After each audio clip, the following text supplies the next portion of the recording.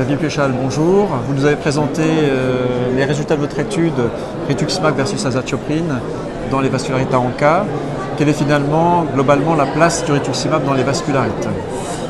Tout d'abord, le rituximab a une autorisation de mise sur le marché en traitement d'induction des vascularites associées aux ANCA sévères, après la publication en 2010 de 2 études, dont une grosse étude américaine qui a montré que le rituximab chez des malades qui avaient une maladie évolutive n'était pas moins efficace que le traitement de référence qui était le cyclophosphamide suivi de l'Immurel.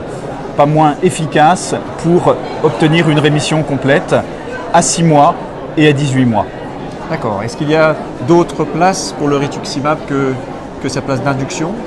Alors cette place d'induction est effectivement importante, surtout chez les malades qui sont en rechute de leur vascularite, puisque le traitement par rituximab dans cette circonstance particulière a démontré une supériorité par rapport au traitement conventionnel que nous avions par le cyclophosphamide et l'azathioprine, et aussi une place particulière probablement chez les femmes pour préserver la stérilité devant la toxicité gonadique du cyclophosphamide. Mais à côté de ce traitement d'induction, nous venons de montrer que le rituximab avait également un rôle majeur à jouer dans le traitement d'entretien des vascularites associées aux ANCA pour éviter la survenue de rechutes.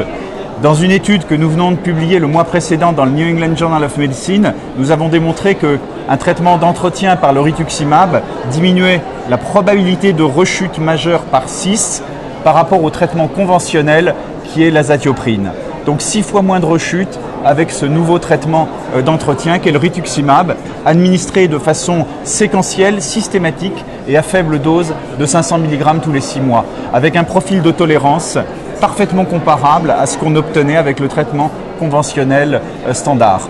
D'accord. Et finalement, en pratique, quand on retraitait nos patients, quand on répétait les cycles, est-ce qu'il y a des données concrètes? Alors, on traite les patients en induction quand il a une vascularite évolutive, et une fois que le malade arrive en rémission complète, à ce moment-là, on passe à un traitement d'entretien qui peut être le rituximab à raison d'une perfusion tous les 6 mois de 500 mg pendant 18 mois. Il y a un certain nombre de questions qui restent en suspens. La première, c'est faut-il effectivement traiter tous les 6 mois tous les patients, ou peut-on uniquement retraiter les patients qui présentent des marqueurs biologiques pré-rechute, qui vont inaugurer la rechute, qui vont la précéder, comme par exemple l'augmentation des CD19, la réaugmentation des CD19 ou bien l'augmentation du taux des ANCA.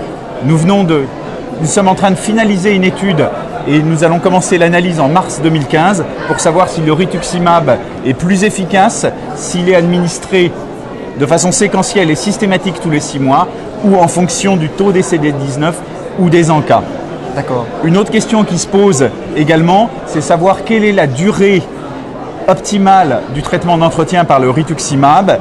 Et nous débutons en mars 2015 une 3e étude qui s'appellera MANRIT 103, où nous allons tester le rituximab administré en entretien pendant 4 ans versus 2 ans de rituximab et 2 ans suivi 2 ans de placebo, de façon à pouvoir dire si 2 ans de rituximab ou 4 ans de rituximab permet de diminuer de façon significativement plus important le taux de rechute et notamment le taux de rechute majeur. Très bien, merci beaucoup.